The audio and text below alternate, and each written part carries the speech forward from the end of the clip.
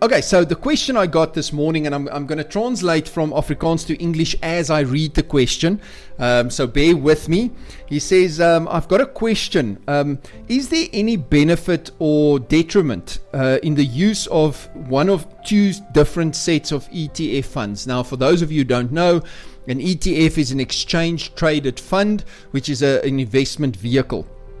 He says instead of accept only the T or the cost ratio, the cost of the two ETFs. So what he's asking is, if the two ETFs is similar, except the cost, they both invest in exactly the same funds or exactly the same index, which means that they would basically have the same return on investment.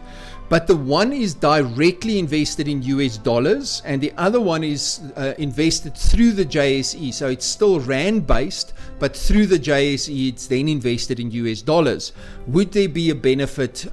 Which one would I choose? So it was an interesting question for me. So what I explained to him is I said, so for me it depends. Because firstly, the two funds will have the same return on investment because it's invested in the same index, it's invested in the same place. But it's going to depend on whether you're going to use that money in South Africa in rands or if you're planning to immigrate and use it in US dollars. Because if you are planning to immigrate and planning to keep it in US dollars, you'd rather use the US dollar fund. So you'd rather go through the efforts, pay the cost of moving the money out of South Africa into US dollars. But if you are planning to stay in South Africa and it's going to be in rands, you're going to withdraw the money from that investment in rands eventually, then it would be pointless to take that money, move it into US dollars, pay the cost, and then once you mature it, move it back into rands and pay the cost again. Then rather just keep it in rand. So that for me was the answer. So that's just an interesting question I got this morning from one of our students, and I thought I would share it with you. So if you have any questions on that, you are welcome to ask, and I will talk about that. So let's talk a little bit about personal financial coaching and why did we get to this point where I decided to create a coaching system. So I started the business in 2002. I realized that there was a major problem in the financial services industry, basically focused on two areas. The first area was the fact that it's mostly a selling business. There's not a lot of education going on. And I saw it the other day again. I was on Facebook and then there was this ad running about cheap life cover. And you don't have to go for a lot of medicals. And there was like 635 comments on this ad. And I started reading through the comments. And as I read through it, I realized that people have no clue how these things work, how a risk products work, how life cover works. There was comments like, so the only time anybody's going to benefit on that is if I die.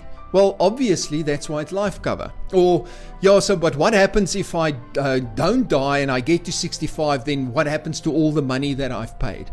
I'm losing all of that money. So it just shows that people aren't educated. They don't understand this. So that was a passion for me.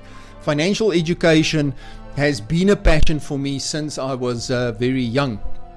The second one was the retirement crisis, and we talk a lot about the retirement crisis, where 96% of people who retire in South Africa cannot maintain their standard of living within 5 years after retirement. And the problem was that nobody was doing anything different. They just kept saying the same thing and expecting a different result. So I started the company in 2002 to create alternative strategies to solve the retirement crisis. So for the first couple of years, the focus of the business was to help people and create these extra income, because I thought that if we can help people to generate passive income through business assets, etc., we would solve the financial crisis or the retirement crisis for them. And then we started helping people earn an extra 6,000, 7,000, 8,000 Rand per month. But then after a couple of years of doing this, I realized, but I looked at these people and I saw that, but we didn't improve their standard of living. we didn't bring them any closer to retirement, because all that happened is that 6,000 or 7,000 rand a month went into their bank account, their expenses increased, and now suddenly they can't get along without that money. If we go and take that 6,000 rand away out of their budget, they are financially in trouble. So what I did is I made a huge mistake. Instead of giving people freedom, all I did is I made their prison cell a little bit bigger and a little bit more comfortable, but they were still in prison. They didn't get any freedom. So then I looked at everything and I said, okay, so yes, passive income is the solution for retirement, but just giving people more money is not going to solve their problem. Most often, it is not an income problem. It's a financial management and expense problem. By trying to solve a financial management and expense problem by just throwing more money at it, just addresses the symptoms. It doesn't address the cause. It actually makes the cause worse. It actually makes the problem worse. And you can look at that if you look at Eskom, for example, and we've got a lot of articles and everything running around about Eskom asking for increases of over 50% on electricity. And how many times over the last couple of years have they increased electricity? And has it changed Eskom's situation? Giving them so many billions and billions more money, has it solved Eskom's financial woes? No, it hasn't, because it's not an income problem. It's a financial management and expense problem first.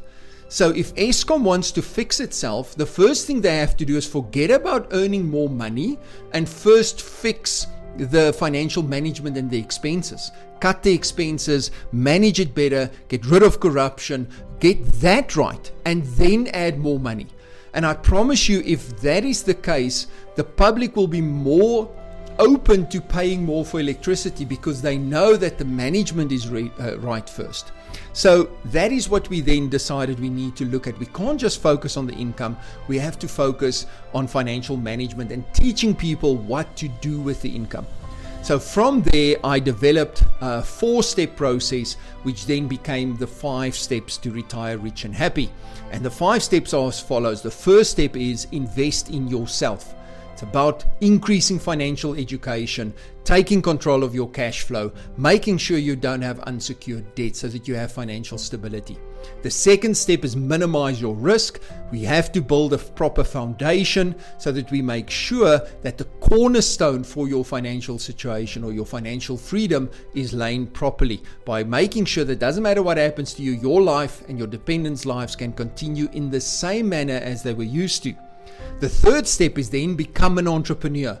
Now you start creating multiple sources of income. So now we only address the income side of it. The first 2 is all about the expense and the financial management and the financial security side. Now we are only looking at creating more revenue.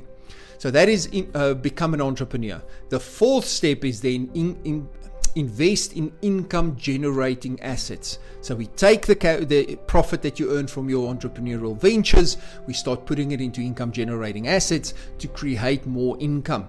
And then we create what I call compound income instead of compound interest, where income creates more income, and that is what we want to get to. And then step number 5 is about retiring happy, and that's called pay it forward. So we developed the 5-step program and we started teaching people these 5 steps. We started doing seminars, forums, training sessions with people to show them the 5 steps. But after a couple of years of doing that, we realized that as much as everybody understands it and it makes sense because it's so simple, what happened is the people walk away from a seminar and they go, wow, this is the first time I've ever understood how these things work. I have a blueprint. I understand what I need to do. And they get home and they start working and something comes up. Something doesn't fit in neatly into this structure. They have to think outside the box, or they get to an obstacle. Something goes wrong. And then what happens? then they go off the tracks. And there's this huge knowing doing gap. I call it the KD gap, the knowing doing gap. They know what needs to be done because we've taught them the strategy. We've taught them or given them the blueprint, the steps. But now to implement those steps is where the struggle comes in. And that is where a lot of people fell by the wayside. Battling to take it from theoretical knowledge to practical implementation. And because of that, about 3 years ago, I decided and said, listen, let us create a coaching model whereby we not only teach people the 5 steps, but we also guide them in the implementation of the 5 steps.